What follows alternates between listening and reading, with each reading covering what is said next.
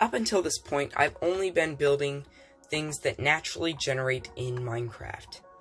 But in this video, I'm going to be experimenting with something a player might build by mining and crafting my way to a pro base. Let's get started.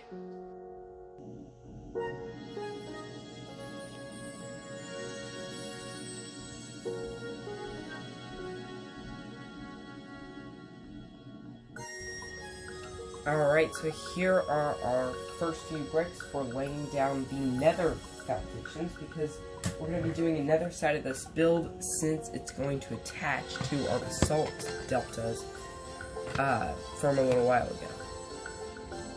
So I'm going to be laying down netherrack tiles here, and of course you guessed it, this is going to be lava.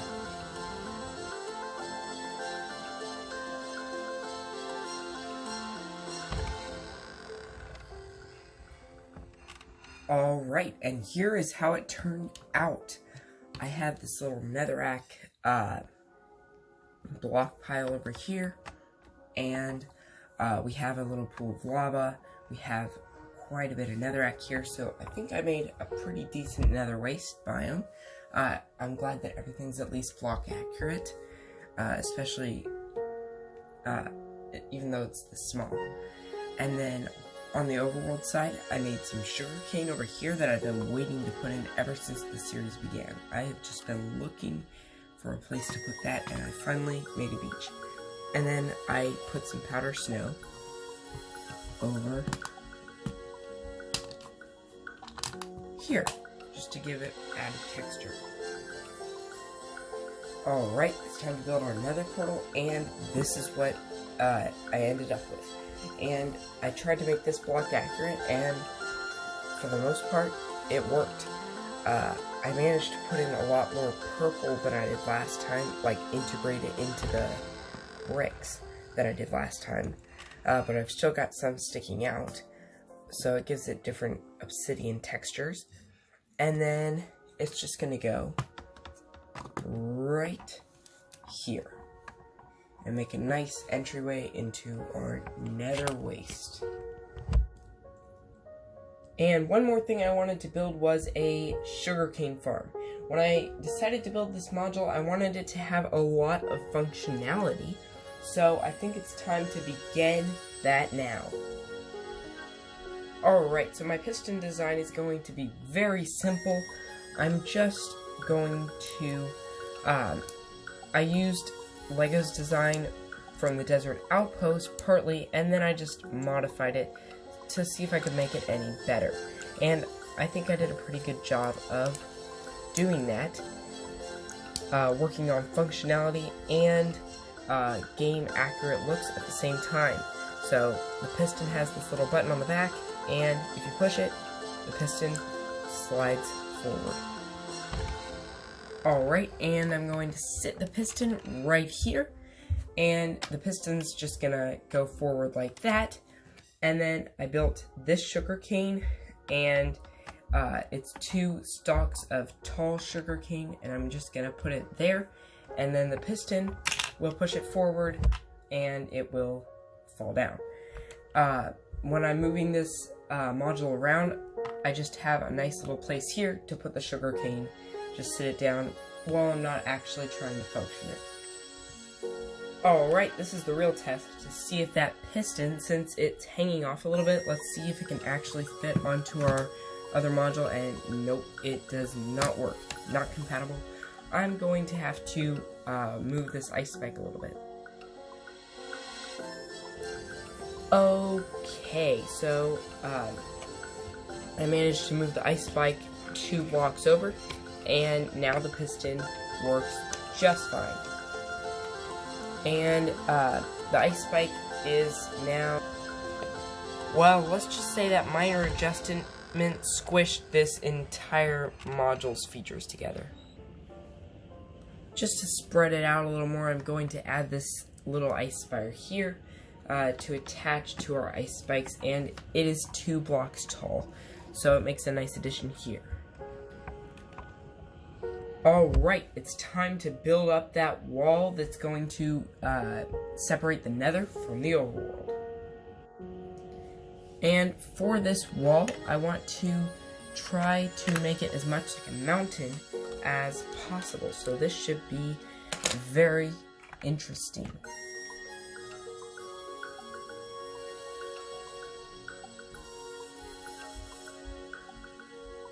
Alright, and there is my mountain wall. And I even added a roof, and I'm gonna be adding some more stone to that to make it look more mountainous, but I think I got that wall pretty well. And I even managed to build an emerald ore. But while emerald ore looks awesome as a decoration, I want it to be a little more functional, just like everything else I'm trying to do in this build. So I made a mining function. So you move this netherrack back here, and you see that you have a clear shot to the emerald ore. Then you push your finger through, and it mines. Alright, time to begin our base, and to start it off, I built a diamond block frame entrance. Yeah, this player is a bit of a show-off. So, there we go, our entrance is complete, and it's a little bit shorter than the nether portal. I said this player was a little show-offy, so I decided to make him even more show-offy. So I gave him a throne. Made 2 gold blocks here, and then some acacia stairs, which I'm just using plates there, and then 1x2 bricks there, all in orange for the acacia stairs there. And there we have our throne. Alright, time to build the floor, and I decided for the floor we're going to be using smooth stone. So I'm just using light gray and tiling it off to make it look really abnormally smooth. Because as much as some of these things are awesome to build smooth, I don't have enough tiles to make everything here smooth. I also wanted to make some smooth quartz stairs to get up to my nether portal. So these are the pieces I'm going to be using. For stairs, I've been doing two plates, and then 1x2 for the top. So that's going to be the same thing here, except that these stairs have corners. I decided to raise up that golden throne up a little more, so that's what I am doing now by adding an extra gold block underneath. Yeah, this player is really rich. Alright, time to add on a roof.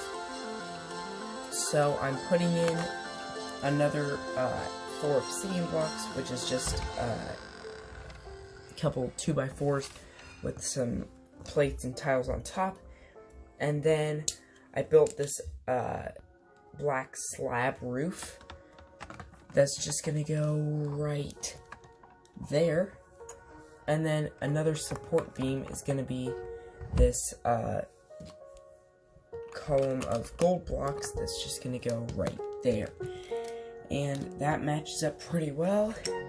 Gives it more, this is completely block accurate.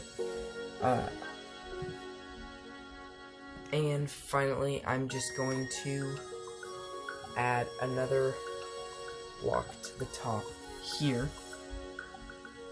And there we go. This top block is in between 2 blocks, but it's literally just here to support the roof and keep it connected. And there we go. Alright, I think I've done it. I've made a successful pro base with an overworld side, another portal, another side, and even a working sugarcane farm, and a mountain around it. So I think I did a pretty good job. And I integrated some classic valuable blocks here, like diamonds, gold, and obsidian. And I think it's time to populate this module. So I'm going to add our pro player, King Steve. And I'm even going to suit him up in diamonds, because he's a pro. So there he is, sitting on his throne, looking very majestic. And I'm gonna have another guy over here working at this farm. Alright, and I finished this build off with a couple minor changes.